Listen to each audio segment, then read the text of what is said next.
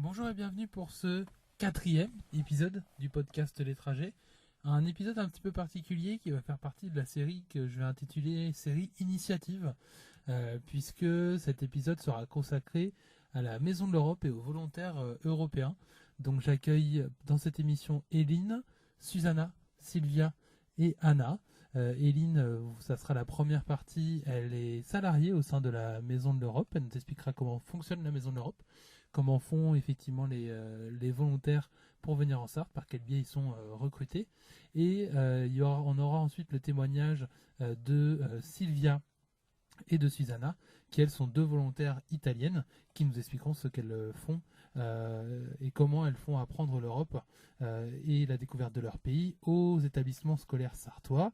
Donc cet épisode a été en grande partie réalisé avec l'aide d'Anna, qui elle est volontaire pour la Maison de l'Europe et travaille auprès de la Maison de l'Europe. Donc je la remercie à cette occasion, je le fais aussi dans la vidéo, vous le verrez. J'espère que cet épisode vous plaira, n'hésitez pas à le partager, on continuera sur la suite des épisodes avec quelques portraits, j'ai d'autres séries initiatives qui arriveront, mais ce 4e épisode, j'espère qu'il vous plaira. J'ai pris beaucoup de plaisir à le réaliser, c'était un épisode vraiment très instructif, donc j'espère que vous aurez le même ressenti que moi en l'écoutant. Et je vous laisse donc avec Éline, Susanna, Sylvia et Anna. Bonjour et bienvenue pour ce 4e épisode du podcast Les Trajets. Aujourd'hui, une émission un petit peu particulière. Ça ne va pas être un portrait que je vais vous proposer, mais ça va être une initiative que je vais vous faire découvrir, l'initiative de la Maison de l'Europe, qui depuis, j'imagine, plusieurs années fait venir des volontaires d'un petit peu partout en Europe pour qu'ils expliquent aux établissements scolaires sartois comment fonctionne l'Europe et ce que c'est exactement, en faisant des spécificités par pays aussi. Donc j'ai le plaisir d'accueillir pour cette première émission enregistrée à la Maison de l'Europe. En ces temps de Covid, c'est assez rare pour le souligner. Éline Bouffini, bonjour Éline. Bonjour. Ça va ? Ça va très bien. Ça va. J'ai posé plusieurs questions dans un premier temps à toi qui est intervenante du coup sur la Maison de l'Europe et après à deux volontaires, Susanna et Sylvia, qui vont venir témoigner un petit peu et qui viennent d'Italie. C'est ça ? Oui, c'est ça. Ok. Donc déjà, la Maison de l'Europe, moi j'en ai entendu parler, j'ai découvert du coup le compte Instagram Europe for Volunteers, qui est donc sur Instagram via le hashtag Le Mans. Depuis quand elle existe, la Maison de l'Europe sur Le Mans ? Elle existe depuis 10 ans, depuis 2008 en fait, donc un peu plus de 10 ans déjà. D'accord. Et c'est une association qui fait suite à une première association qui s'appelait Eurodoc, créée en 1991 dans un établissement scolaire, D'accord. qui avait pour objectif de justement promouvoir et parler d'Europe en milieu scolaire. D'accord. Et finalement, elle s'est un petit peu ouverte, cette association, auprès du grand public, d'où la naissance de la Maison de l'Europe ensuite, il y a un peu plus de 10 ans. Un peu plus de 10 ans, d'accord. Et alors, je me suis renseigné très succinctement, en faisant quand même un petit peu de recherche sur comment la Maison de l'Europe, elle fonctionnait. Bon, en se basant sur le côté, j'imagine qu'il y a d'autres activités, mais en se basant sur le côté volontaire, en l'occurrence parce que j'en ai interviewé après, et dans un contexte plus général, comment ça fonctionne tout ça ? On est une association loi 1901, donc avec D'accord. un fonctionnement associatif. On a la chance d'avoir aujourd'hui 5 salariés, plus des bénévoles et des volontaires, français D'accord. ou européens. Ok. Et un des axes de travail de la Maison de l'Europe, c'est la mobilité des jeunes, avec Ok. l'objectif de faire partir des jeunes en Europe et de faire venir des Européens ici en Sarthe. Mhm. Ça fait un peu plus de 5 ans que nous, on accueille ici des Européens via un programme européen qui permet de financer tout ça. Et ça s'est pas fait du coup, parce que là ça a été fait en 2008, là ça fait que 5 ans qu'il y a des volontaires qui arrivent. Entre temps, c'était organisé comment ? Ça s'est fait comment l'organisation de la venue des volontaires ? Au fur et à mesure du coup de l'existence de la Maison de l'Europe, qui a commencé par une salariée, puis une deuxième, puis un accueil en service civique. D'accord. Au fur et à mesure, la structure a été capable en fait d'accueillir quelqu'un dans ses locaux avec des missions aussi à donner pendant une année. Donc on a démarré vraiment juste ici par une personne à la Maison de l'Europe. Et au fur et à mesure, ça s'est ouvert vers d'autres établissements scolaires qui ont eu envie aussi d'avoir leurs volontaires. D'accord. Et pour le côté volontaire, on va axer plus précisément là-dessus. Comment les demandes elles se font? C'est en ligne que les volontaires ils viennent rechercher? C'est vous qui les démarchez pour faire le nécessaire? Comment ça s'organise tout ça? Il y a un programme en fait de l'Union européenne qui s'appelait à la base le service volontaire européen, qui existe depuis plus de 20 ans déjà, qui tend à faire voyager des jeunes et à leur faire des missions bénévoles dans d'autres pays. Ça a été ensuite relayé par un autre programme maintenant qui est le Corps européen de solidarité. Et en fait, nous, structures qui souhaitons accueillir des volontaires, on se fait d'abord accréditer, donc on valide le fait qu'on est bien une structure en capacité d'accueillir quelqu'un, de lui fournir des missions et un confort de vie. Ensuite, on demande des subventions à la Commission européenne pour accueillir cette personne. Et enfin, on passe à la phase recrutement où là, les volontaires, sur un site internet, une plateforme, trouvent toutes nos offres et candidatent quand ça les intéresse. Et puis ensuite, quand ça fonctionne, comme pour Sylvia et Susanna, c'est arrivé en France quelques semaines ou quelques mois après. D'accord. Et pour le coup, la plateforme qui répertorie un petit peu les offres, c'est quoi ? C'est sur le site du Portail européen de la jeunesse et on trouve tout un onglet Corps européen de solidarité avec une carte en fait de toute l'Europe, avec toutes les structures et toutes les missions qui existent. Donc c'est un programme qui est comme une fiche de poste en fait. Exactement. On a du coup les missions, où est-ce qu'on va vivre, qu'est-ce qui est prévu un petit peu pour nous pendant cette période qui peut être plus ou moins longue, et puis comment candidater ensuite pour rejoindre l'équipe. D'accord. Et au niveau de... Moi, je pensais, parce que j'ai fait un stage notamment à l'étranger dans le cadre de mes études, je pensais que vous fonctionniez avec Erasmus. Pas du tout, en fait. Alors, le service volontaire européen, avant, était dans le cadre du programme Erasmus. Et maintenant, c'est un programme à part entière sur le volontariat. D'accord. Et du coup, on est vraiment dans le même champ. Hein. C'était la même chose à la base. Et puis maintenant, il y a encore plus de moyens pour plus de mobilité. C'est pour ça. D'accord. Et donc là, il y a combien à l'heure actuelle sur le département de volontaires liés à la Maison de l'Europe qui vont dans différents établissements sartois en cours actuellement? En cours actuellement, on en a 9 du coup. D'accord. Donc une à la Maison de l'Europe, 6 dans les maisons familiales rurales en Sarthe, une autre dans un lycée professionnel au Mans et une dernière qui vient d'arriver en janvier là, sur la commune de Rouillon. D'accord, ok, ça marche. Donc, et là, si on devait faire le bilan, alors j'ai pas préparé cette question-là, mais c'est de mémoire, il y a combien, depuis 5 ans, il y a combien de volontaires du coup qui sont arrivés? Une cinquantaine du coup à peu près? Un petit peu moins d'une cinquantaine, mais déjà depuis 4 ans, 6 par MFR, donc tous les ans, et puis nous à la Maison de l'Europe, toujours une personne depuis 5 ou 6 ans. Voilà. Et puis après, nous on accueille là, et puis on envoie aussi en fait des jeunes en volontariat en Europe, et ça c'est entre 15 et 20 par an qui partent des Sartois qui vont eux à l'étranger. D'accord, ok. Et donc là les Sartois, c'est par le même biais qu'ils font leur recherche et qu'ils vont dans d'autres pays, c'est par la même plateforme? Ils peuvent venir prendre des renseignements auprès de vous aussi? Exactement. Sur ça? C'est ça. Nous en fait une de nos missions c'est d'informer au maximum les jeunes sur la mobilité. Et en particulier sur ce programme, on les accompagne vraiment à trouver leur mission, à créer leur CV, tout ça. Enfin, ça doit se faire en anglais, donc nous on les aide aussi sur la traduction, ce genre de choses. Et puis une fois qu'ils ont trouvé une mission, on les suit tout au long aussi en tant que structure, pas d'accueil mais d'envoi pour le coup. D'accord. Et quand vous mettez des offres comme celle-là en ligne qui ont permis notamment, on va en parler après avec Susanna et Sylvia de les faire venir. Vous avez beaucoup de réponses, quelques réponses. Est-ce que c'est vraiment des profils qui sont très variés ou justement des gens qui savent tout de suite ce qu'ils veulent? Alors on a vraiment plein de candidatures et de tout. Pour le coup, ça peut aller de 50 candidatures pour une offre à on a eu jusqu'à une centaine, voire un peu plus pour une offre. Et puis on va vraiment avoir des jeunes qui viennent de toute l'Europe, voire d'un peu plus loin aussi, parce qu'il y a quelques pays qui participent à ce programme en plus en dehors de l'Union européenne. Et ça va être parfois des jeunes qui ont tout juste 18 ans, le bac en poche, qui ont envie de venir en France et puis de voir un peu...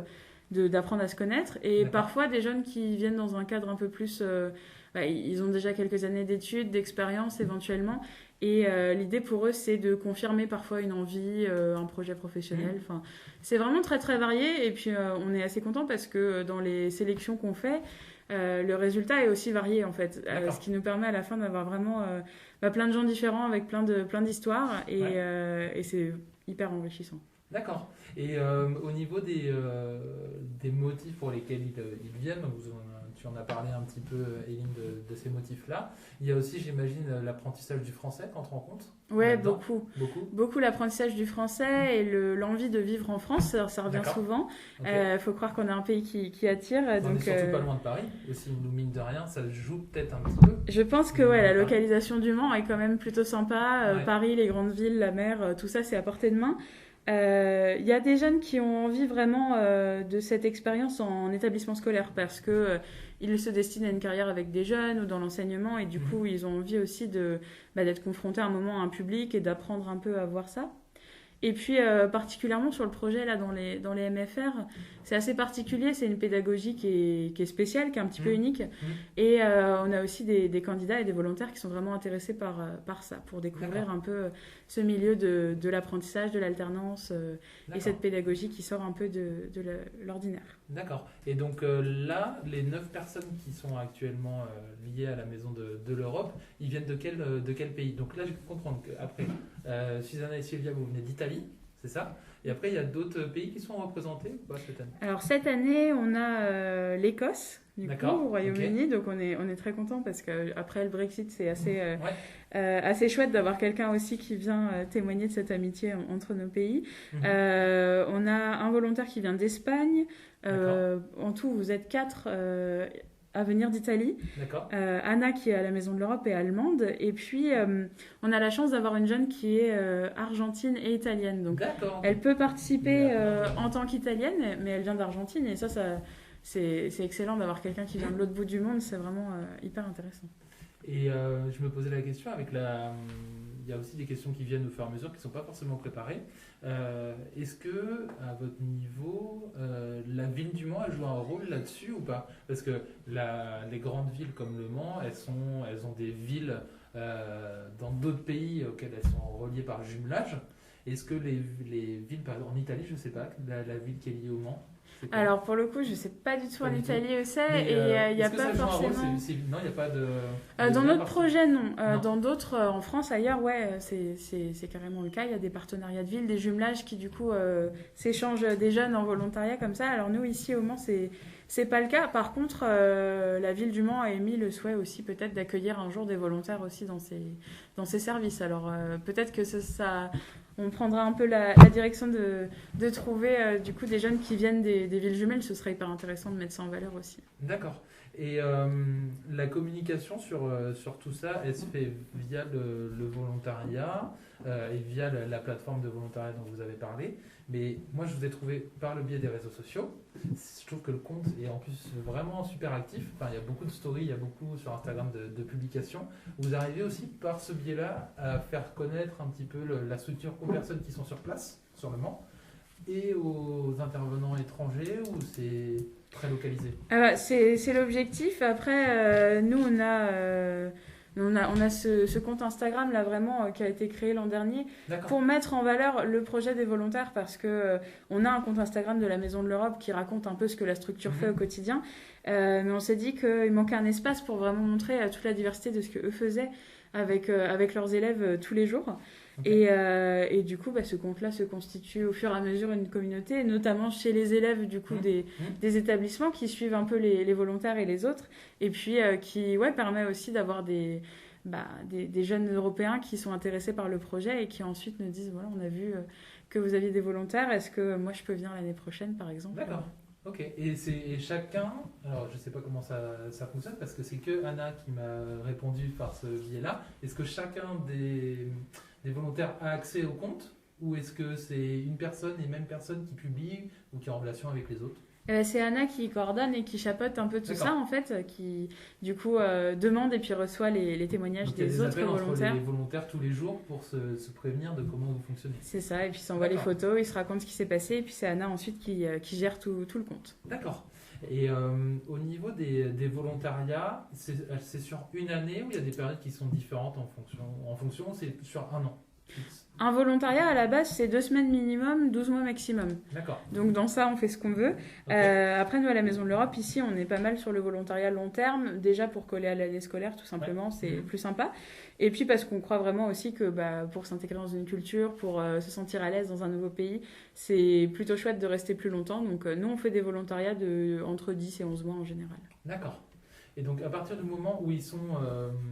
où le volontaire a soumis sa demande, qu'il est sélectionné, il en est informé par téléphone, une personne de chez vous qui l'appelle, ou c'est par mail ou... Par mail, par téléphone, par Skype, on trouve le moyen de communication le plus pratique. Et puis souvent c'est moi qui leur annonce la décision finale de l'établissement. Et ensuite on voit ensemble un peu les modalités pratiques, on signe leur contrat de volontaire parce que c'est encadré, ils ont un contrat, on prend avec eux les billets de transport qui vont les amener à arriver jusqu'au Mans. Et puis, on prépare leur arrivée ensemble sur tous les aspects un peu pratiques. Bon, comme c'est dans l'Union européenne, en soi, c'est assez facile, il n'y a pas grand-chose non plus. Mais du coup, voilà, nous, on réintervient à ce moment-là, après la sélection, pour préparer avec eux leur arrivée au Mans. D'accord. Et quand ils arrivent au Mans, j'imagine qu'ils arrivent peut-être dans un premier temps auprès de vous. L'établissement scolaire et la famille, j'imagine qu'ils sont bergers en famille du coup? Pas tous, pas forcément. Ouais. Okay. On a différentes formes. Alors là, pour le coup, les 6 qui sont au MFR, ils vivent tous ensemble en colocation. D'accord. Dans une grande maison au Mans que nous, on loue, qui est pas loin de la gare, ce qui leur permet de faire leur trajet vu qu'ils vont travailler un peu plus loin tous les jours. D'accord. Anna et les autres volontaires qu'on accueille sont en famille pour le coup. D'accord. C'est vraiment 2 formules différentes. Les 2 ont leurs avantages. Et donc nous, quand ils arrivent, là, les 6, on va les chercher à la gare les uns après les autres. Et on passe ensuite une semaine à peu près ensemble pour leur expliquer comment ça va fonctionner, faire connaissance, créer un peu un groupe ensemble. Et puis quand tous les aspects un peu administratifs sont réglés et qu'on est tranquille, ils font la connaissance de leur établissement, de leur tuteur et ils visitent un peu la ville avec eux, tout ça. Et puis après, c'est lancé, ils partent à l'école et ça démarre. D'accord. Et donc là, quand ils arrivent donc chez les familles, les établissements, c'est les mêmes depuis 5 ans ou ça bouge un petit peu? Alors les 6 MFR depuis 5 ans, elles sont engagées dans le projet et donc du coup tous les ans elles renouvellent et elles souhaitent toujours accueillir un nouveau volontaire. Donc c'est la 4e génération là actuellement. Puis le projet on l'a construit quelques années avant ça, du coup ça met un peu de temps à se mettre en place. Et puis au fur et à mesure ça a plu, donc il y a un lycée professionnel. Le lycée Joseph Roussel au Mans qui a dit nous aussi on aimerait bien. On a entamé les démarches et ça s'est fait à partir de septembre. Et puis ensuite la commune de Rouillon a dit nous aussi on aimerait bien, et donc Maggie est arrivée en janvier. Et là on est en train de travailler sur d'autres établissements qui souhaiteraient rejoindre le projet et accueillir aussi. Le nombre de volontaires dans les années à venir. C'est ça. C'est le souhait en tout cas. Nous, l'objectif, c'est que, en fait, on trouve que l'impact de l'accueil de ces volontaires, il est incroyable, en fait, que ce soit auprès. La prochaine question, la portée de leurs actions, du coup. C'est assez exceptionnel. En vrai, nous, on est toujours hyper contents de ce qui se passe parce que. Auprès des élèves au quotidien et auprès des équipes aussi enseignantes, c'est une vraie ouverture qu'ils apportent, c'est une vraie fraîcheur. Enfin, il y a cette peur de l'autre et de l'étranger qui disparaît au fur et à mesure, et on le voit. Vraiment, les professeurs en témoignent aussi année après année. Et puis leur envie de renouveler, elle vient pas de nulle part, c'est que ça fonctionne.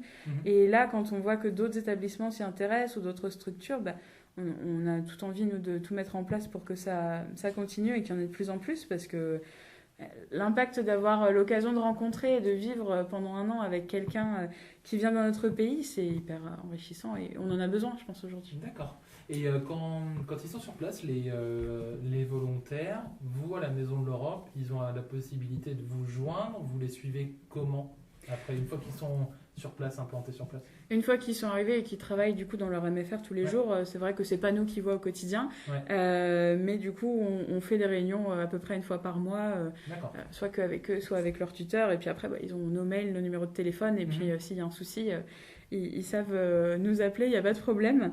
Donc voilà, on reste en contact tout au long de l'année pour régler les petits soucis, et puis pour voir l'avancée du projet et qui nous racontent un peu ce qu'ils vivent aussi. D'accord. Et le professeur, là c'est un professeur qui dans chaque établissement est choisi pour faire ça ou se porte volontaire du coup lui aussi? C'est ça, il se porte volontaire aussi dans les équipes, du coup il y a toujours un moniteur de la MFR ou ça peut être parfois la personne qui est à la direction aussi, qui est vraiment le tuteur, le référent au quotidien avec les volontaires.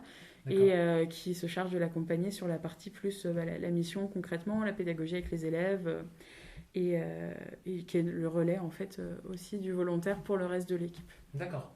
Et pour au niveau de ce qu'ils font sur place dans les établissements, c'est un programme, donc tu as expliqué tout à l'heure Aline, que du coup c'était au début quand ils arrivaient il y avait une semaine où ils étaient avec vous pour expliquer un petit peu ce qu'ils allaient faire. Justement ça se traduit comment sur place? Est-ce que c'est ils suivent les élèves? Est-ce qu'il y a une intervention par jour, par semaine, toutes les 2 semaines? Sur quoi ça porte du coup? C'est hyper variable, mais un des premiers objectifs de la mission, c'est d'être au contact des élèves, tout simplement. D'accord. Donc nous, quand ils arrivent, on essaye de voir un peu comment est-ce qu'on peut interagir avec les élèves de manière sympa, efficace, comment briser un peu la glace au début. Et puis, ça va être de présenter son pays, sa culture et de parler de l'Union européenne. D'accord. Donner envie de bouger, donner envie de voyager. Donc ça, c'est pareil, on essaye de les outiller au maximum sur les outils pédagogiques que nous, on peut développer à la Maison de l'Europe. Et ensuite, dans chaque établissement, ça va vraiment être variable. Certains sont plutôt avec une classe tout au long de l'année et développent un projet particulier avec eux. Okay. D'autres interviennent pendant 3 mois auprès de chacune des classes pour présenter leur pays. Enfin, ça va vraiment être en fonction de l'organisation de l'établissement et du souhait des établissements aussi. S'il y a une envie de développer quelque chose autour du développement durable, par exemple, et du coup, nous, on les encourage pas mal dans cette direction aussi, et ben, il va y avoir un projet qui peut sortir de terre mené par le volontaire avec une classe en particulier, quoi. D'accord, ok. Et alors, j'ai 2 dernières petites questions, parce que là, ça me vient pour avoir fait ça aussi en stage en Angleterre. J'ai eu accès à une bourse Erasmus pendant 3 mois. Là, comment ça se passe au niveau du financement? Est-ce qu'ils viennent avec leurs fonds propres? Et où est-ce que du coup, il y a une part, le billet, dont les billets pour venir, on en parlait, ça c'est fait par vous. Mais après, est-ce qu'il y a, à ce moment-là, ils ont une somme prédéfinie par mois pour s'organiser ou comment ça se passe? Le Corps européen de solidarité, du coup, c'est un programme qui est financé par l'Union européenne et l'objectif vraiment, c'est que ça ne coûte rien ni à la structure qui accueille ni aux volontaires. Donc c'est vraiment des financements européens qui sont gérés directement par nous à la Maison de l'Europe, c'est-à-dire à l'école. Et puis il y a une prise en charge au niveau de la mutuelle, des transports sur place aussi. Une voiture, une carte de train, une carte de tram, tout ça, on prend en charge. D'accord, ok. Donc à la fin... Tout est pris en charge autour, au niveau des volontaires, il y a juste à se soucier du projet qu'ils doivent mettre en place. C'est ça. Et de faire connaissance avec chacun, en fait. L'objectif, c'est vraiment que eux soient... aient pas besoin d'avoir des économies de côté pour venir. Et bon, alors après, ça reste un mode de vie... je dirais pas précaire, mais faut savoir que voilà, ce qu'on touche en volontariat, c'est pas un salaire non plus. Et faut être au courant avant, mais bon, généralement, les volontaires survivent très bien.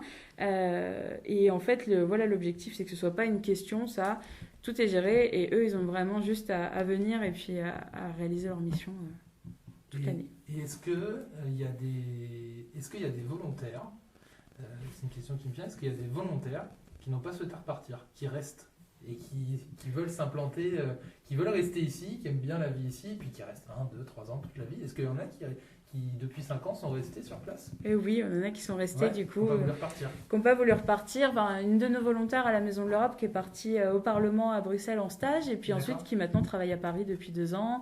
Et puis l'an dernier, dans une des MFR, là, il y a Marco, un Italien, qui est resté et qui a un contrat maintenant de travail à la MFR en fait. D'accord, ok. Voilà, ça lui a tellement plu et il a tellement plu à l'équipe aussi qu'il a été embauché à la suite de son volontariat. Et je crois qu'il compte rester quelques années en France. Ça marche. Et alors, dernière question, est-ce que les volontaires, une fois qu'ils sont repartis, est-ce qu'ils gardent un lien avec vous? Ils vous tiennent au courant? Vous prenez des nouvelles? Il y a un lien qui continue après ça? Bah ouais, on continue à... Alors, on n'est pas tout le temps en contact non plus, mais avec certains, en tout cas, on continue d'échanger les mois et les années qui suivent. On est toujours content, nous, de recevoir des nouvelles ensuite. Et puis bah, ça arrive qu'on se recroise aussi éventuellement, donc c'est toujours un plaisir pour nous. Enfin, il y a des volontaires qui repassent nous voir régulièrement aussi. D'accord.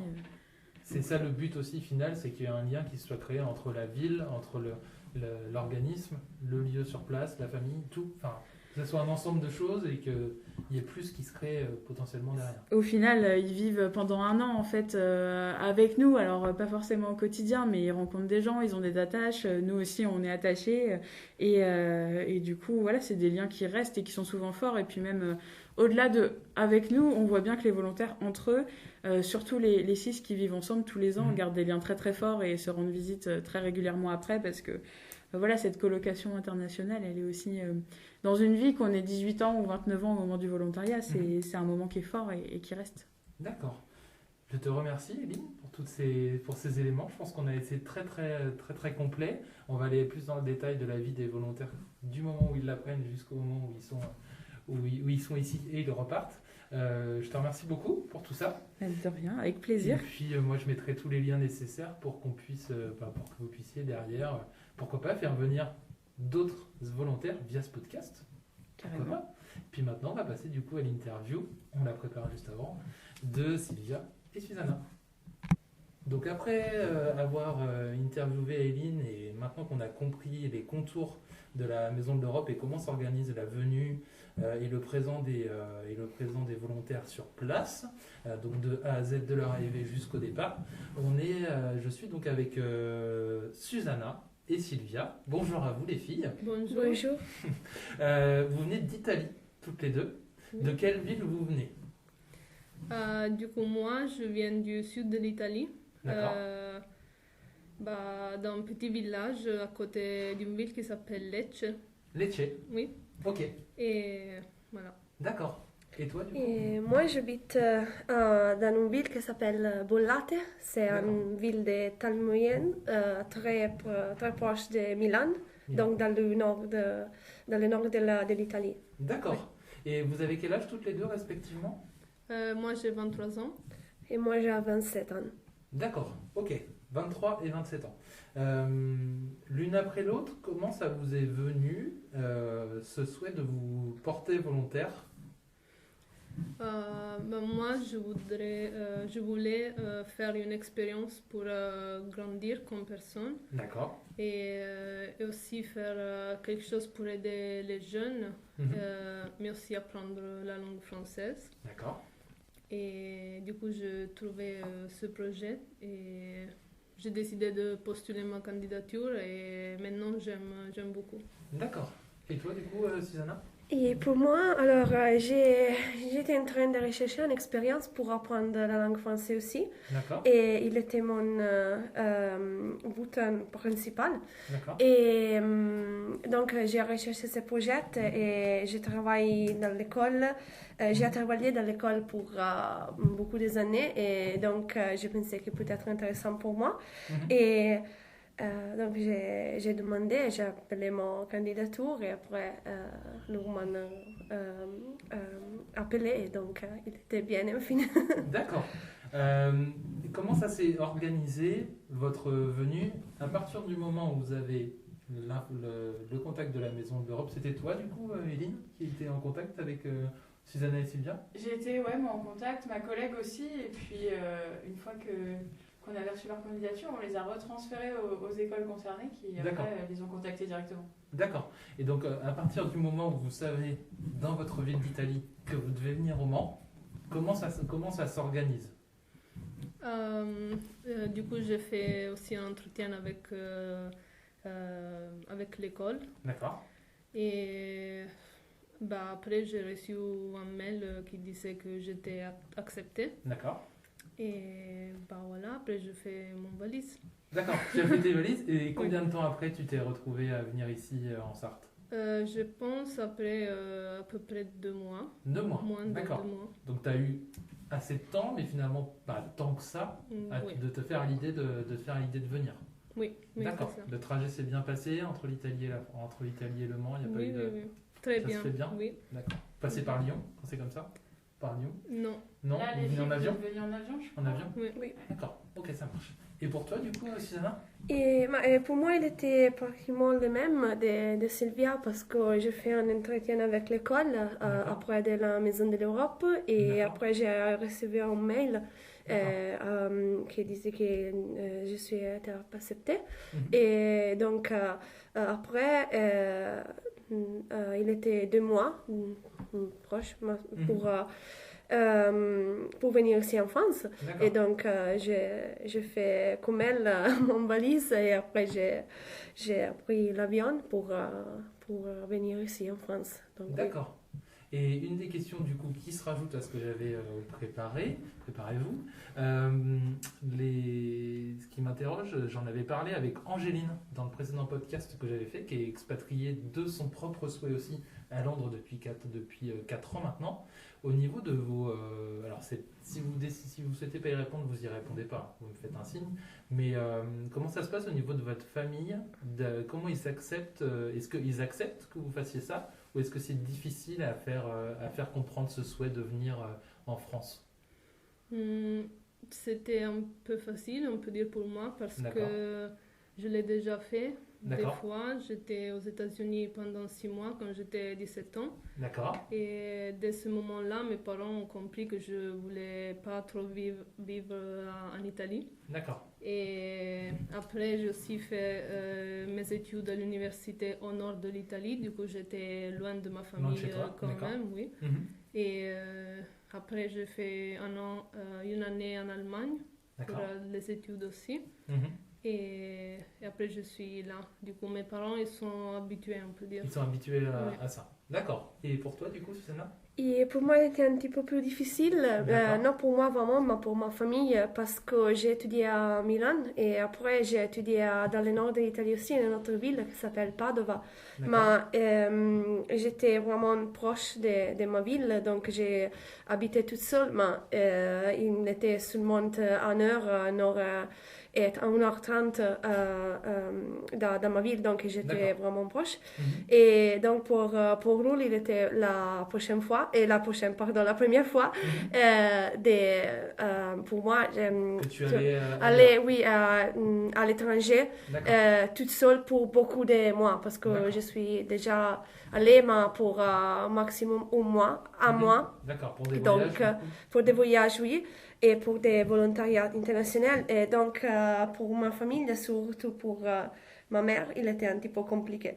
Mais après, elle a accepté et oui, aujourd'hui, je pense qu'elle est contente pour l'expérience parce que je suis contente. Donc, D'accord. Ok. Et ça fait combien de temps que vous êtes ici toutes les deux, du coup? pardon. Ça fait combien de temps que vous êtes ici toutes les deux, que vous êtes arrivées? Il est 6 mois. 6 mois? 6 Oui. mois. Et 6 mois pareil. Oui, D'accord. oui, oui. Et vous êtes toutes les deux... Non, vous n'êtes pas toutes les deux dans le même établissement. Si. Oui. Si, vous êtes toutes les deux dans le même établissement. D'accord, ok. Établissement scolaire? Ouais. Non. Ah non, Si, établissement non. scolaire, Non, établissement scolaire, non. Non. D'accord. Toi, Non. tu es à Coulan-sur-Gé, Oui. c'est ça? C'est J'ai ça. vu sur le film. Et toi, du coup, Et moi, Susanna? je suis à Nogent-le-Bernacle. D'accord, ok, Oui. ça marche. Très bien. Donc vous avez eu, on l'avait expliqué avec Eline un petit peu avant, vous avez eu une semaine ici quand vous arrivez auprès de la Maison de l'Europe pour connaître le projet que vous allez devoir mettre en place. Comment vous définiriez votre mission dans l'établissement? Vous faites une fois par semaine des cours. Comment pour chacune ça se passe du coup? Alors, pour moi, j'ai fait les cours une fois, 2 fois par semaine, ça dépend de la D'accord. semaine. Normalement, j'ai travaillé surtout avec la 4e, avec D'accord. la 3e. Mhm. J'ai travaillé aussi un petit peu avec le CP1 et CP2, mais ça dépend parce qu'il y aura un des examens à faire à la fin de l'année, donc D'accord. il était un petit peu plus compliqué d'organiser tout le travail. D'accord. Et surtout, j'ai fait des activités sur l'Italie, D'accord. donc c'est parce que c'est mon pays, Mhm. sur la culture italienne, un petit peu de langue italienne, et aussi j'ai fait des activités sur l'Europe et sur la culture européenne. D'accord. Et en plus, il y a une chose que j'aime bien, et c'est les échanges avec nous, D'accord. parce que je suis allée à l'école de Sylvia, par exemple, déjà 3 fois. Mhm. Mhm. Et aussi, je suis allée à l'école des autres volontaires aussi, de Lorenzo, par exemple, Mhm. 2 fois, ou de les autres, d'Erika, une fois aussi. Donc, nous faisons beaucoup d'échanges D'accord. chez Donc nous. vous participez dans l'un et l'autre Oui. établissement, vous vous rendez pour expliquer en duo ou Exactement. en philo le projet que vous menez. Et donc je pense que c'est intéressant pour les élèves aussi parce qu'il va regarder différents pays, différentes cultures et donc apprendre toujours quelque chose de nouvel. D'accord. Et pour toi, Sylvia, c'est aussi la même chose? Oui, vous travaillez sur les mêmes projets? Oui, c'est à peu près la même chose. D'accord. Je fais aussi des cours de cuisine avec des classes. Ok. Sur la cuisine italienne? Oui. D'accord. Okay. Et du coup, je leur apprends des recettes italiennes. Et après, j'apprends aussi des recettes françaises. Je donne aussi des cours, enfin pas de cours, mais je fais des présentations, on peut dire, sur l'Italie, sur des aspects de l'Italie. Par exemple, en décembre, j'ai présenté le Noël en Italie. On a fait un jeu qu'on fait en Italie, à Noël. Mais je tiens aussi à parler de sujets un peu plus actuels. Comme par exemple, le dernier mois, c'était la commémoration de la Shoah. J'en ai parlé dans les classes et parce que je pense que c'est important pour les élèves de savoir ce qui s'est passé et ce qui se passe aujourd'hui. Donc vous pouvez parler du coup toutes les deux et les différents volontaires de projets qui sont plus légers, certaines fois comme de la cuisine par exemple, comme de choses qui sont liées vraiment à l'histoire tant que ça a un lien avec l'Europe. C'est ça? Oui, c'est ça. Oui. D'accord, ok. Du coup, on a un petit peu parlé de l'arrivée dans le département. Moi, ce qui m'intrigue, c'est quand on arrive sur place, pour l'avoir fait 3 mois en Angleterre, j'ai travaillé auprès d'un centre du patrimoine qui recensait les archives de la ville de 1850 jusqu'aux années 2010. Donc, il y avait un maître de stage. Donc, je trouve que c'est super important de bien s'entendre tout de suite avec les personnes avec qui on travaille sur place. Comment elle s'est faite la communication avec votre tuteur ou tutrice? Comment ça s'est fait du coup sur place? Est-ce que la communication elle est facile tout de suite ou est-ce que ça s'apprend au fur et à mesure et plus globalement avec les élèves aussi? Je peux dire qu'au début c'était un peu difficile. Je comprenais, oui, mais pas tout. D'accord. Et aussi pour parler, si je ne comprends pas, elle parle un peu plus lentement, du coup ça va. Et par contre, avec les élèves, c'est vrai qu'ils parlent un peu trop vite. Un peu trop vite. Ou avec le masque, c'est des fois impossible de l'entendre. Oui. Mais il y a les camarades de classe qui m'aident. Si je ne comprends pas, ils parlent un peu plus lentement. Pour moi, ils m'aident. D'accord. Et pour toi, Susanna, comment ça s'est passé? Alors, pour moi, le début, il était vraiment difficile parce que quand je suis arrivée ici en France, je ne parlais pas du tout français. Et donc, j'ai compris vraiment juste un petit peu. Et par contre, les premières 2-3 semaines, c'était un petit peu difficile. Et dans le début, avec mon tuteur, il me parlait en français et j'ai répondu en anglais parce que pour moi, il était plus facile. Et fonctionner comme ça. Oui. Après, je suis améliorée en français et donc aujourd'hui, ça marche bien. Je peux comprendre et je pense que je peux parler aussi un petit peu. Donc aujourd'hui, ça va. Il était un petit peu difficile seulement dans les débuts. Oui. Les premières semaines. Oui, les premières semaines. Oui. C'était plus compliqué. Oui, plus compliqué. Et les séances, vous les travaillez vous-même? Enfin, vous avez une base d'une semaine où vous voyez un petit peu en large comment ça se passe. Vous les travaillez vous-même après. Est-ce que c'est en lien avec le professeur ou le professeur il vous laisse libre choix de faire ce que vous voulez pendant l'heure? Vous préparez ça? Ça dépend. Il y a des séances que je prépare moi-même. D'accord. Toute seule et après je l'ai mis en place aussi toute seule. Et des fois je fais des interventions dans les classes avec des professeurs. D'accord. Oui. Ok. Et pour toi du coup, Susanna? Et donc pour moi, je prépare le travail toute seule. Mais je demande toujours à mon tuteur si j'ai besoin de quelques aide ou quelques conseils. Et il est vraiment disponible, donc c'est parfait. Et après, je vais travailler dans la classe toujours avec il. Donc, je ne suis pas vraiment seule, seulement avec la quatrième. Je suis allée tout seule 2 fois, mais les derniers mois, donc dans les mois de janvier. Est-ce que les élèves, du coup, ils participent facilement ou est-ce qu'ils ont, dans la globalité, du mal à s'exprimer ou est-ce que ça libère le fait d'avoir quelqu'un qui vient d'Italie comme vous? Est-ce que ça libère la parole plus facilement ou pas? Oui, ils posent beaucoup de questions. Ils sont participatifs, mais c'est vrai que des fois, il y a des élèves qui sont plus intéressés que des autres. Et finalement, on essaye d'intéresser tout le monde, mais c'est un peu difficile. Mais sinon, vous vous concentrez sur ceux qui écoutent le plus et qui participent. D'accord. Oui. Et pour toi, Sylvia, dans ton établissement? Et donc, donc, dans mon établissement, les élèves, je pense qu'ils sont intéressés.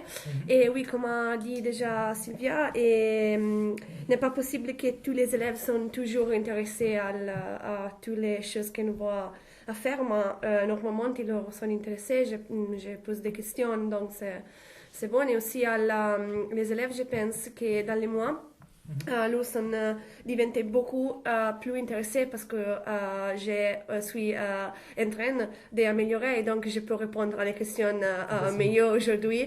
Et donc je pense qu'aujourd'hui nous sommes beaucoup plus intéressés dès le mois de septembre quand j'ai commencé par exemple. D'accord. Et d'un point de vue plus global, est-ce que ce volontariat, je pense que la réponse est oui pour toutes les deux, mais est-ce que ce volontariat, il influencera votre futur professionnel, vos prochains emplois, vos prochaines envies? Est-ce que ça aura une grosse influence? Vous pouvez déjà le mesurer à votre niveau après 6 mois? Oui, pour moi, oui, j'espère, parce que mon objectif, c'est de travailler dans la coopération internationale et le développement local. Donc, le français, c'est une langue vraiment importante pour moi. Et donc, j'espère que surtout, me donnera la possibilité d'apprendre vraiment bien le français. Et aussi, j'ai dit que c'est une expérience vraiment intéressante. Et donc, je suis contente et j'espère qu'elle sera aussi utile pour le futur. Moi, je pense oui.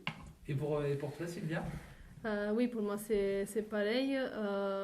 Je sens que j'ai un peu plus confiance en moi après 6 mois. Et après aussi, avec le français, je sens que je suis améliorée. Et après ce volontariat, je voudrais faire un master en traduction ici en France. D'accord. Et du coup, ça m'aidera beaucoup. Donc toi, tu as le souhait, à ton niveau, de rester en France après et de continuer tes études ici. Donc le fait de venir en volontaire, c'est un projet plus global qui englobe autre chose après. Tu as envie de rester après. Oui, c'est ça. D'accord. Je trouve que c'est très très intéressant. Enfin, vous répondez toutes les deux bien aux différentes questions. Et en tout cas, de mon point de vue, et je pense que ça pareil pour les auditeurs, j'ai pas du tout de mal à vous comprendre. Donc votre niveau, vous me dites qu'il a évolué. Enfin, sincèrement, ça donne l'impression que ça fait 2 ans que vous vivez en France. Donc déjà, pour ça, bravo. Et alors une question un petit peu plus légère. Est-ce qu'il y a un mot en français ou une phrase ou une expression qui vous a tiqué, vous vous êtes dit mais qu'est-ce que c'est que ce mot, qu'est-ce que c'est que ça et que vous connaissiez pas avant? Est-ce qu'il y a un mot, quelque chose ici en Sarthe ou en France qui vous choque ou qui titille un petit peu vos oreilles? Pour moi, c'est l'expression à un moment donné. À un moment donné? Oui. Oui, c'est vrai, on dit beaucoup ça. Oui. Ouais. Au travail, je l'entends toujours. Et après quelques mois, je décidais de le chercher sur Internet et après j'ai découvert la signification. Et en italien, on dit ça comment? On n'utilise pas ce terme-là? Il y a une traduction? A un certo punto. D'accord, ok. Et c'est dit aussi de façon régulière? Non, je pense plus quand on raconte une histoire, peut-être. Donc à un moment donné, c'est pas si souvent. Donc là, à un moment donné, je vais interviewer Susanna. Ça, tu l'entends beaucoup, ce terme-là, à un moment donné. Oui. Et pour toi, Susanna? Pour moi, je pense que l'expression peut être c'est parti, parce que aussi à le travail, j'ai écouté cette expression beaucoup de fois. Et oui, c'est une de l'expressions que je préfère en français. Je ne sais pas vraiment pourquoi, mais je pense que c'est une bonne expression. Et j'ai une question encore plus légère pour terminer un petit peu cette interview. Je vais vous demander, c'était pas prévu pour toi Anna, mais toutes les quatre de participer. Anna, donc on l'expliquait, toi tu gères le compte Instagram et tu es ici à la Maison de l'Europe. Je vais vous poser la question à toutes les quatre et ça m'intéresse de savoir si vous allez avoir les 4 mêmes réponses ou si vous allez me donner 4 réponses différentes. On va commencer par toi Éline, on s'est eu tout à l'heure. Dans la période Covid actuelle, qui est compliquée pour chacun et chacun le vit différemment, c'est essentiel, je trouve, de quand même en parler encore plus quand on parle de l'Europe. Je pose la question à chacun des invités que j'ai eus.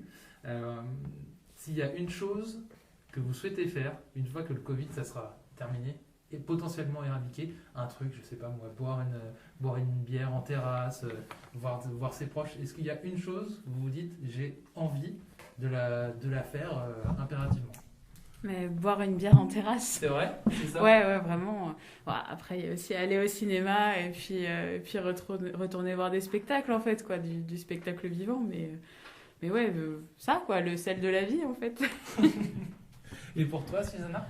Je pense qu'il sera aller à les bars ou à les restaurants pour manger, pour boire quelque chose, et aussi aller à le cinéma. Oui, d'accord, donc pour l'instant vous êtes à peu près sur la même réponse toutes les deux. Attention, pour toi Sylvia du coup? Pour moi aussi, aller au restaurant, ça me manque beaucoup. Ouais. Aller au café et aussi rencontrer des gens.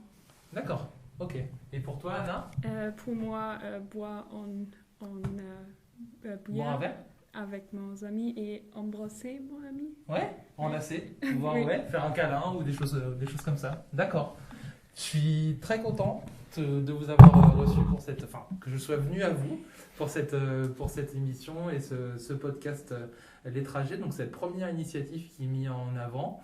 Merci à Éline de nous avoir expliqué un petit peu comment fonctionne la Maison de l'Europe et comment les volontaires sont recrutés, viennent ici, passent leur vie ici pendant à partir de 10 mois, c'est ça, 10-11 mois, et puis comment ils le vivent après. Merci, je tiens aussi à remercier Anna pour le contact qu'on a pu avoir via les réseaux sociaux. Ça a toujours été très très très rapide. J'ai eu tous les documents, notamment la petite attestation de déplacement professionnel qui est très importante à l'heure actuelle pour pouvoir se déplacer. Je ne vais pas avoir d'amende après. Mais enfin voilà, je trouve que la communication via les réseaux sociaux a été très efficace. Donc pour ça, je t'en remercie aussi. Et merci à vous deux, Susanna et Sylvia, d'avoir témoigné de tout ça. Je trouve que pour l'avoir vécu, je trouve que c'est quelque chose d'assez intéressant, le fait de venir, de découvrir une autre culture.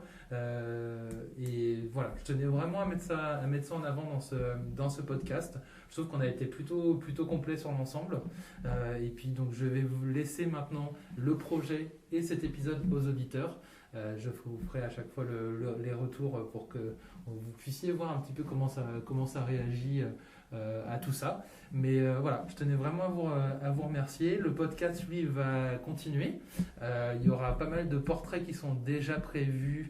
Donc là, pour revenir sur la partie portrait, on a beaucoup qui sont déjà prévus, plus d'une dizaine de personnes que je connais, et d'autres que je ne connais pas encore, que je vais découvrir en même temps que vous, comme les quatre personnes qui sont là avec moi aujourd'hui. Et puis il y a d'autres initiatives qui vont être mises en avant, des carrières de vie. Je vais interviewer notamment une personne qui nous explique via un blog comment gérer son budget de façon éco-responsable. Une autre qui a installé son food truck de galettes et de crêpes bio qui se balade un petit peu partout en Sarthe. Une assistante maternelle qui est assistante maternelle depuis 20 ans et qui expose sur les réseaux sociaux ce qu'elle fait avec ses enfants ou avec les différents enfants qu'elle a à garder.